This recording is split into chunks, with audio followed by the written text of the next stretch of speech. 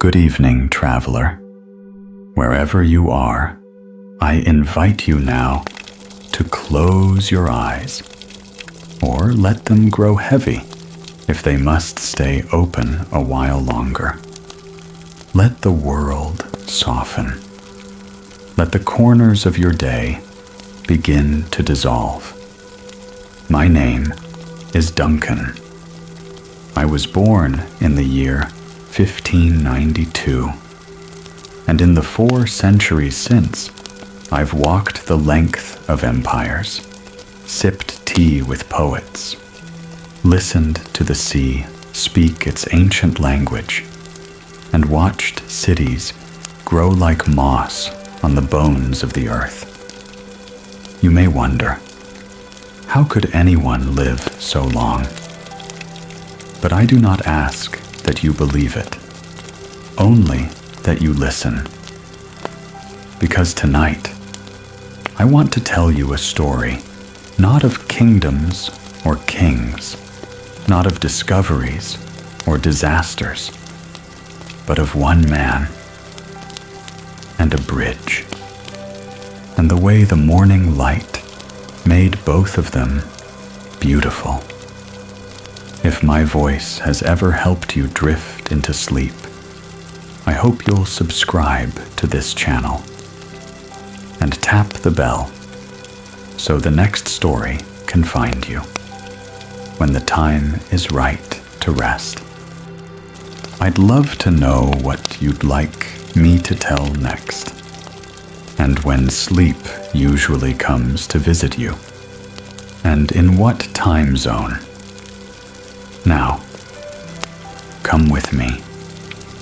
Let me take you to New York, more than a century ago, to a city not yet awake, to a man high above the water, who had fallen quietly in love with the thing he was building. His name was Caleb Marin. He was born in Pennsylvania, but by the time I met him, New York had already taken him. Not taken like a thief. No, taken like a tide, lifting his life into something larger than himself.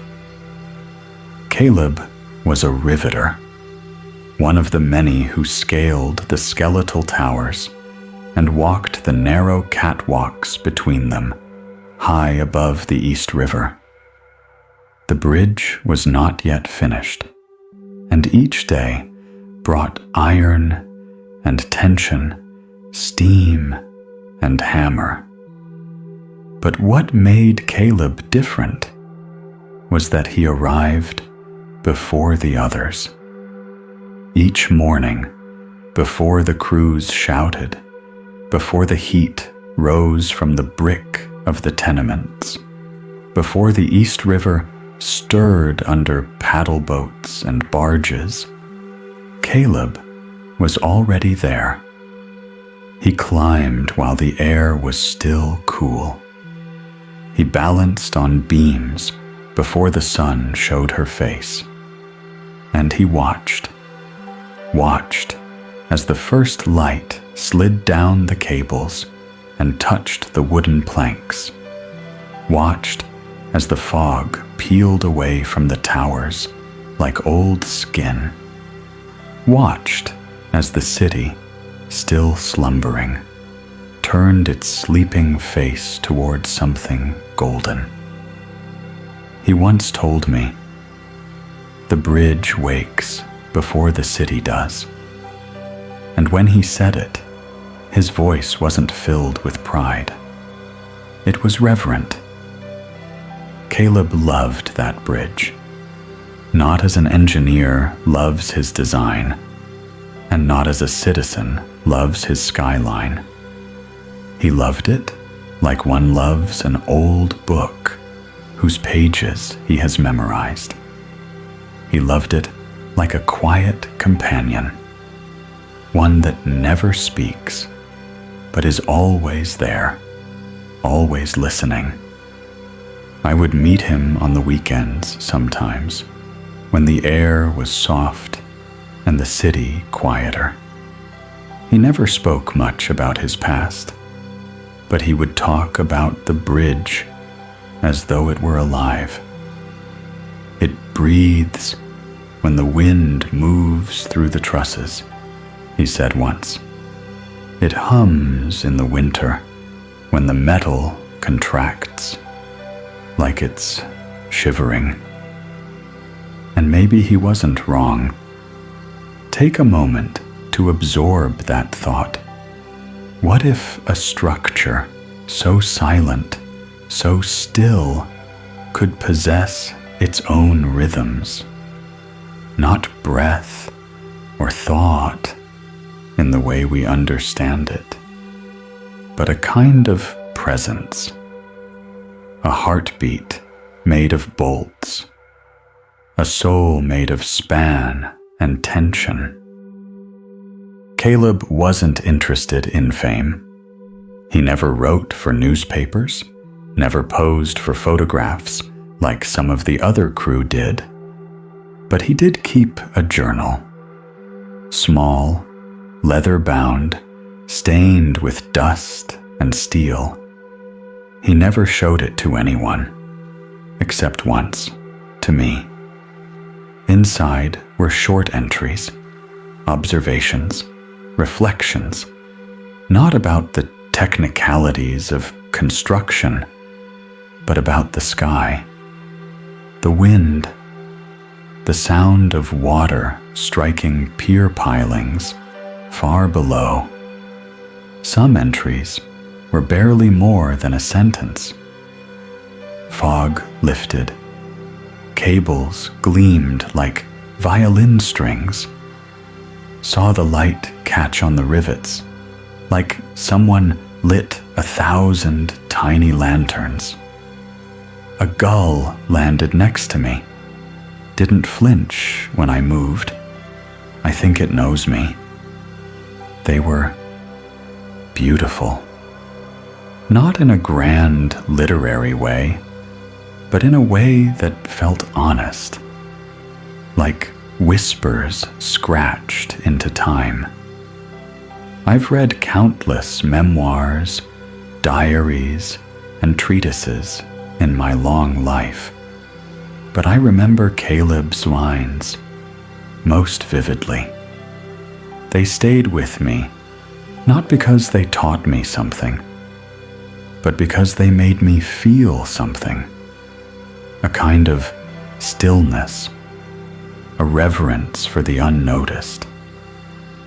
You see, this isn't a story about a bridge. Not really. It's a story about attention, about how, even in the roar and clamor of industrial New York, one man could find a moment of silence, about how even among thousands of hammers and hoists, one person chose to pause and to witness, not record-breaking spans, not engineering marvels, but the way morning light ran down a beam like water, the way the bridge seemed to lean into the sky before the city stirred, the way stillness could be louder than sound. Caleb died long before the bridge became the postcard image we all know, long before it was crowned with fireworks and walked by presidents. But I like to think, no, I believe, that the bridge remembers him.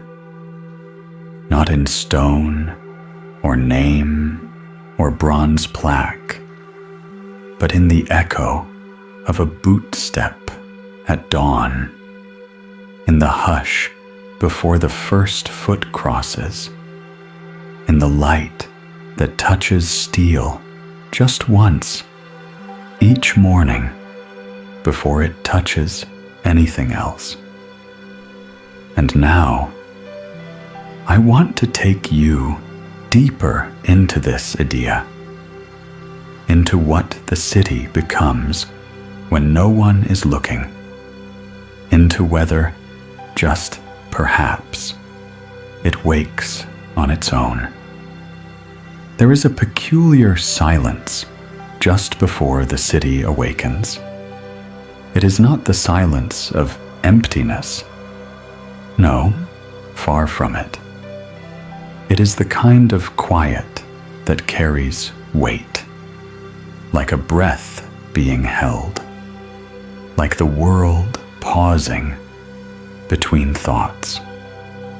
And if you've ever walked through New York before the stirrings of the day, you may have felt it. There is something in the early light that makes the streets feel watchful. The cobblestones do not move, and yet they seem aware of your steps. The buildings, still wrapped in shadow, appear to lean in closer. The lamplight still flickers in its final hour, hesitant to surrender. It's as if the city sleeps, but with one eye open. Caleb used to speak about this moment with almost sacred reverence. "There's a moment," he once said, "just before the first newspaper boy shouts, when the whole city feels like it's listening." I remember standing with him once, far above it all, just as the dark slipped away from the East River. We didn't speak. We simply stood and listened. And in that stillness, I too began to wonder, can a city possess a kind of consciousness? Of course, it doesn't think like you or I. It has no mind in the biological sense, no heartbeat in the chest of muscle, but perhaps something else, an emergent mind, a collective rhythm that rises from the daily pulse of millions. Just as a beehive is not a single bee, just as a coral reef is not a single polyp. A city may be more than the sum of its souls. It breathes in footsteps. It speaks in sirens and vendors' calls. It remembers in the wear of its sidewalks and the soot on its windows. And when all of that quiets, when the chorus hushes, something lingers. The city becomes still, but not vacant, silent, but not empty, waiting. There's something deeply human in that idea, and yet deeply mysterious. Scientists call this phenomenon emergence, how simple units, acting together, create something more complex than any of them alone. Ant colonies, murmurations of starlings, networks of neurons, and perhaps cities. The urban philosopher Kevin Lynch once wrote that cities are not just lived in, but imagined, that we carry mental maps of them, of how they feel, not just how they are built. And I've found, in my long years, that cities feel different at their edges, at dawn, at dusk, when the traffic softens and the people disappear, when the city becomes its outline again. Take a moment now. Picture the city in your own memory, not as it bustles at noon, but as it lies in that pale light just before sunrise. The colors faded, the air still cool, the doors not yet open. What is it doing? If not listening, perhaps this is the moment in which the city becomes most itself, not as a stage for action, but as a presence in its own right. When Caleb walked those beams at dawn, he wasn't just watching the city wake. He was becoming part of its dreaming. And I've stood in many cities, in many centuries, from Venice in the 1600s to Kyoto before the Meiji reforms, from Paris during the soft gaslit evenings of the 19th century to San Francisco before the quake. And every one of them, at a certain hour, held its breath in the same way. It is uncanny and strangely comforting, because in those still, quiet moments, a strange truth becomes clear. You are never the only one awake, even when no one else walks the street, even when the lamps are dim and the baker has not yet lit the oven. Something is with you, not watching, but present, not thinking, but holding space, not alive, but not lifeless either. It is the soul of the place, the weight of all that has passed through it, the echo of footsteps layered 1,000 deep, the smell of decades of rain on old stone, the warmth of past conversations baked into brick. New York is young compared to the cities I have known, but it is no less haunted, not by ghosts, but by its own becoming. It remembers the silence before it became a roar. It remembers the shoreline before the skyline, and it remembers Caleb, not by name, but by his pause, by his attention. When he stood still on the bridge and watched the dawn unfurl like a flag, he was listening with the city. And perhaps the city was listening back. Now I'd like to explore a different question with you.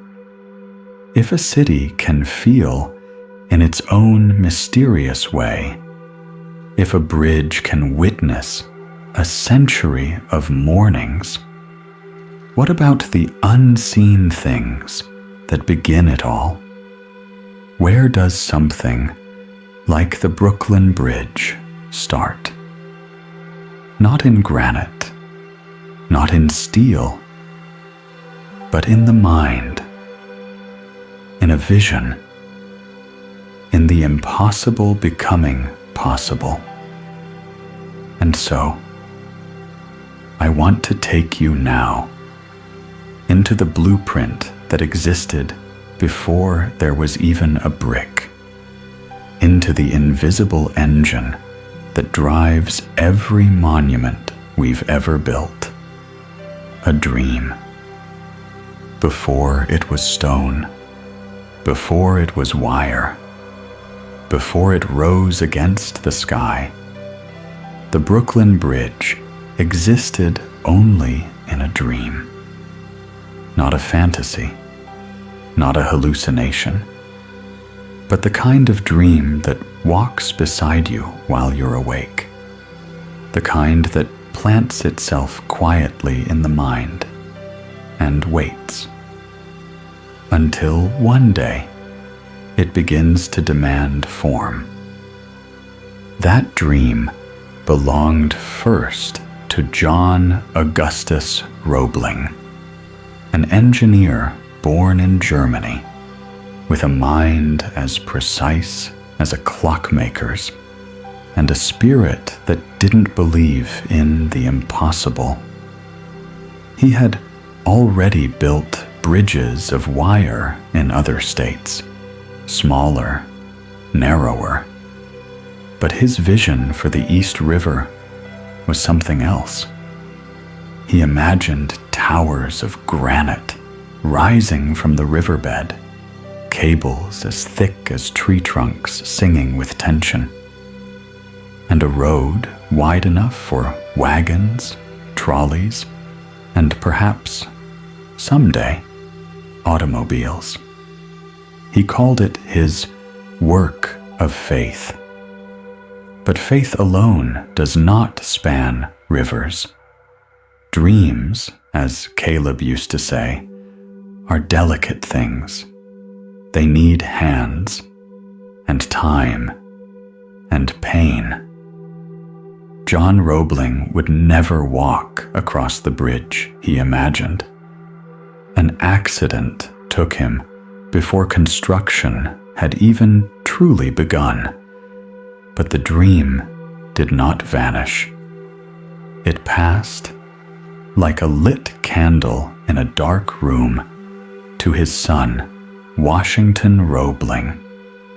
And when Washington became ill from the bends, sick from working in the pressurized caissons beneath the river, paralyzed and confined to his home, the dream passed again.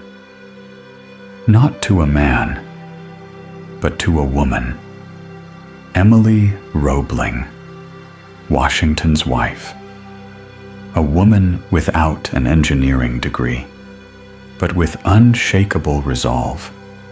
She studied his notes. She spoke with contractors. She stood in for him at meetings. And slowly, stone by stone, wire by wire, she helped translate a dream into something the world could touch. Caleb once told me, half whispering into the morning wind, "We don't build alone. Not really."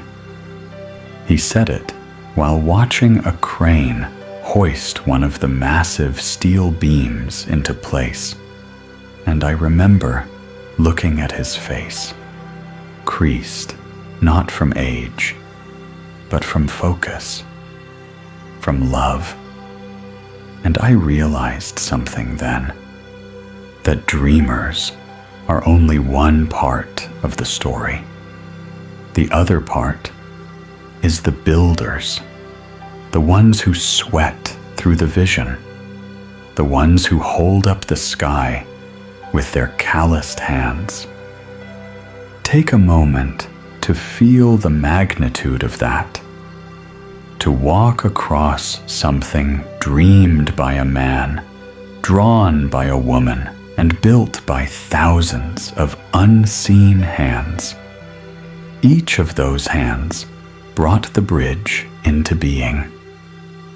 None of them owned it, and most of them were never named in history books, but they were there. And here's the paradox. The more impossible the dream, the more invisible its labor becomes. Because we marvel at what we can see, the towers, the span, the skyline, but the hours, the injuries, the sheer weight of repetition, those vanish behind the monument. Caleb didn't want to be remembered. He once told me that the bridge itself was memory enough. Every rivet I drove is still there, he said. I don't need my name carved in stone. I carved it in iron. And perhaps that's the true beauty of such dreams. They do not belong to any one person. They live in many minds. They pass through many hearts. And even long after their originators are gone, they remain, not frozen in time, but renewed in each crossing. There is a deeper lesson here. So often we think of dreams as private things, delicate, solitary, something we whisper to ourselves in the dark. But the Brooklyn Bridge tells a different story. It tells us that dreams, if strong enough, spill outward. They infect others. They become instructions. They become blueprints. They become roads. And in the case of this bridge, they became light. Because each morning, the sun rises over a dream, and thousands cross it without even realizing that they are walking through someone's once impossible thought. I asked Caleb once if he ever grew tired of it, of the long hours, the endless hammering, the danger. He shook his head. Every day is different, he said. The bridge changes with the sky. He meant it literally. How steel warmed in summer and creaked in cold. How fog transformed cables into ghostly strings. How the sunrise made even the roughest angles glow like gold leaf. But I think he meant something else too. That the bridge wasn't static. It was becoming still, because each morning gave it a new face, a new meaning, a new witness, and every dream needs a witness. So now, as you lie there, perhaps with the day already softening behind you, I wonder, what dreams have you walked across unknowingly? What ideas once lived only in the mind, but now guide your steps? Hold your weight. Lift your gaze. Dreams do not always look like bridges. Sometimes they look like gardens, or music, or silence, or simply the patience to watch a sky turn pink above a river. But they are there, waiting, stretching between souls, quiet as morning. And now, we come to another mystery, one that Caleb never stopped thinking about. If bridges can carry dreams, can they also carry time? Can a thing built in one century still remember another? Let us step now into that strange stillness, that place where memory lingers in stone, where time does not pass in lines, but in echoes. There are places in the world where time does not move in straight lines. You've felt it before, haven't you? That sensation when you step into an old cathedral or walk along the worn stones of an ancient alleyway, as if the years have grown heavy there, as if the moment you're in is not the only one breathing. The Brooklyn Bridge, at sunrise, holds that same weight. It does not hum with urgency in that hour. There are no horns, no shouting, only the wind threading itself through the cables and the occasional gull calling down to the river's glassy face. It's as if the bridge remembers every dawn it has ever seen, as if the first light, the one that Caleb watched so many years ago, is still up there, somewhere curled into the rivets and wires, unfolding again and again with each new morning. Time, as we usually speak of it, is tidy. 1 minute, then the next. Cause and effect. Sunrise, then sunset. A clean line. But that's not how it always feels.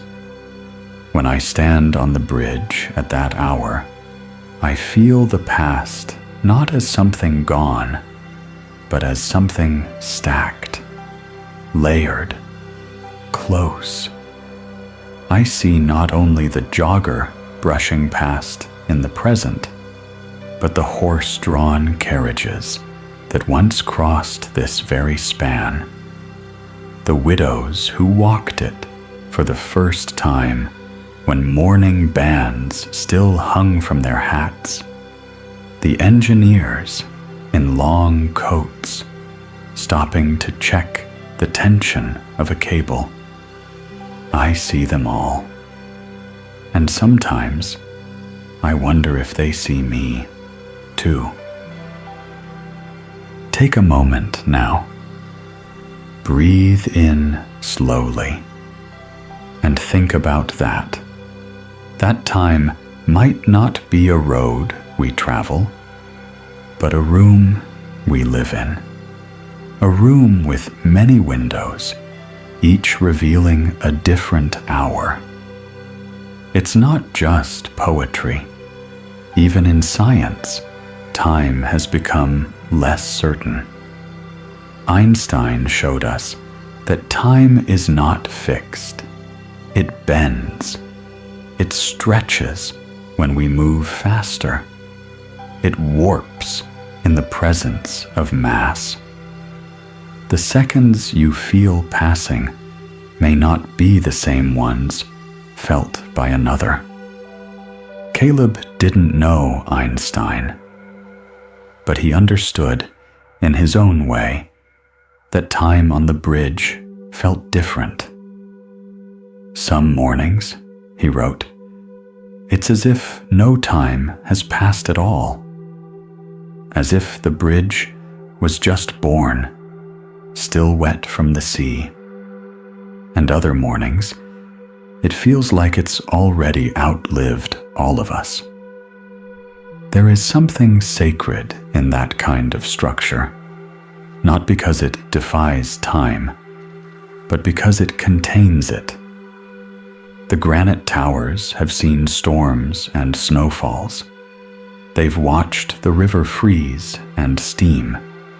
They've listened to newsboys and radios and now podcasts.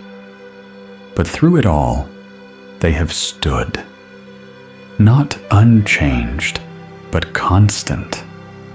And that constancy is a comfort, to know that something endures, that amid the blur of passing hours, there are places where you can return, where the past doesn't feel far, where memory is not something stored, but something embodied. There's a phrase I once heard in a tiny village in southern Italy. A woman of 90, speaking of her childhood street, called it il posto che trattiene il tempo. the place that holds time. The Brooklyn Bridge is that kind of place.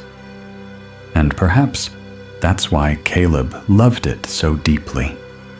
Because when he walked those beams at dawn, when he watched the light dance over the water, he was not just in his moment. He was part of every moment that ever touched the span. He didn't just feel pride.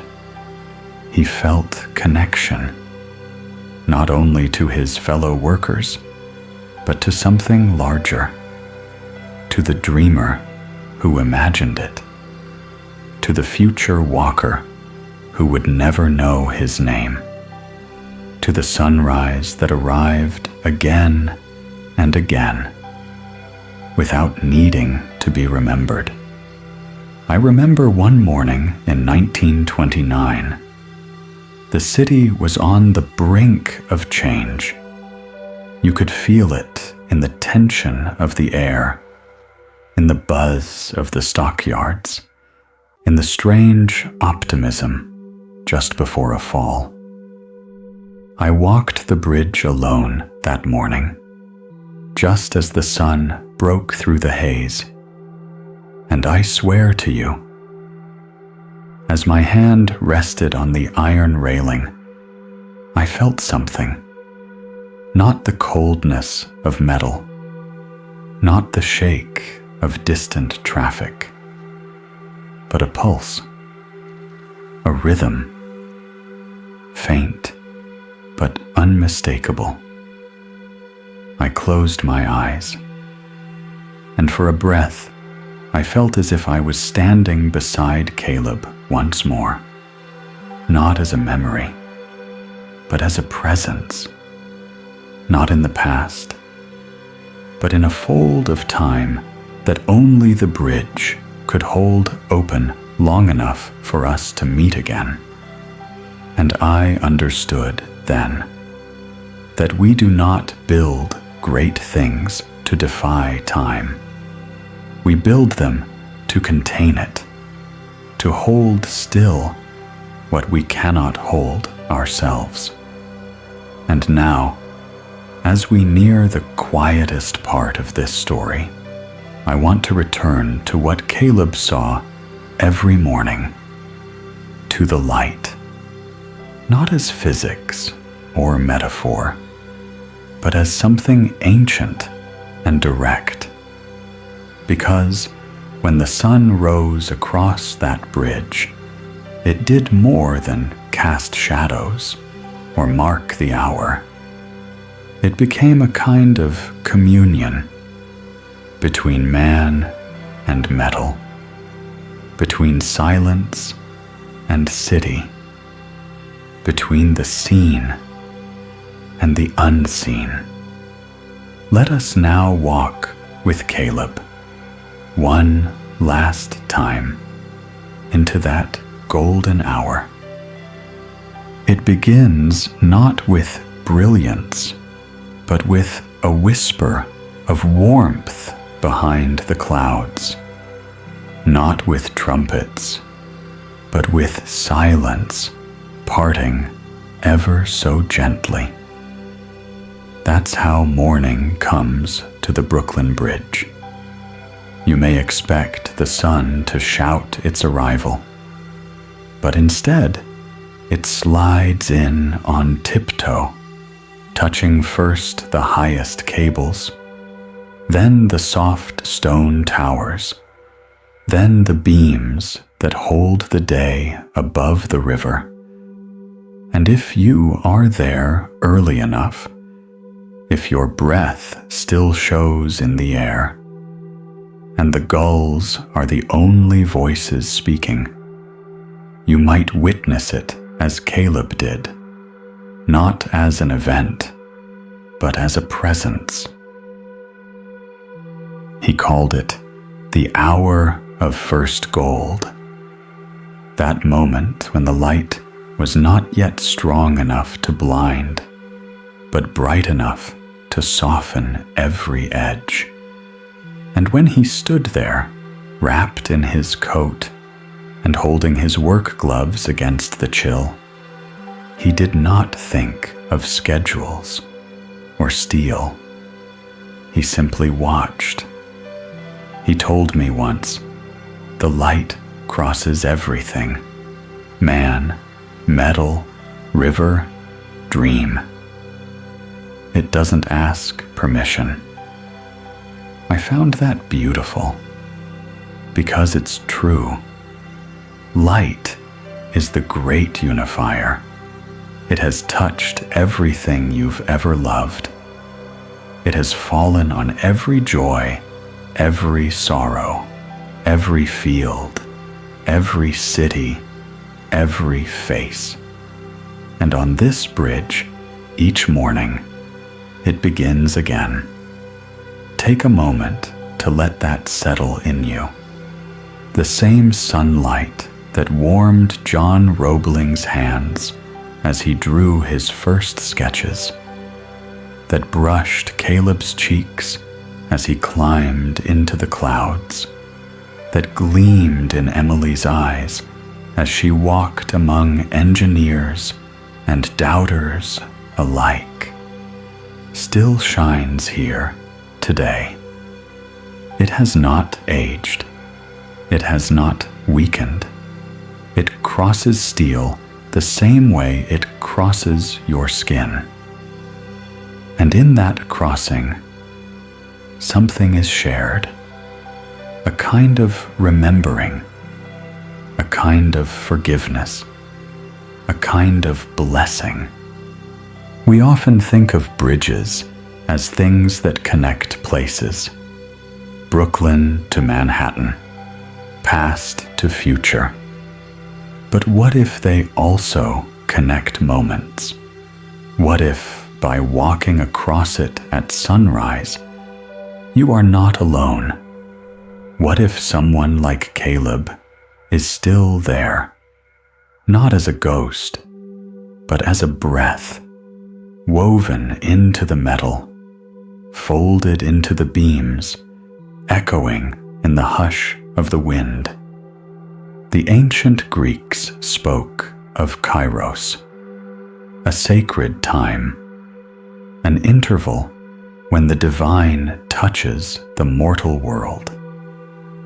I believe sunrise on the bridge is that kind of time, because it slows you, it softens you, it makes you notice, and in that noticing, you become part of something unspoken. I do not know if Caleb believed in eternity, but I know he believed in moments. Moments like that one, when the bridge became gold, when the river looked like molten glass, when no one else had yet arrived. And I believe he gave himself fully to that moment, day after day, until the work was done. And when the work was done, he didn't ask for celebration.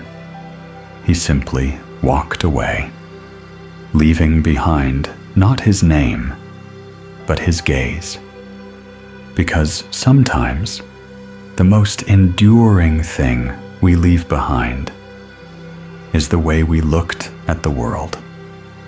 And someone else, someday, will see it the same way. Perhaps that someone is you.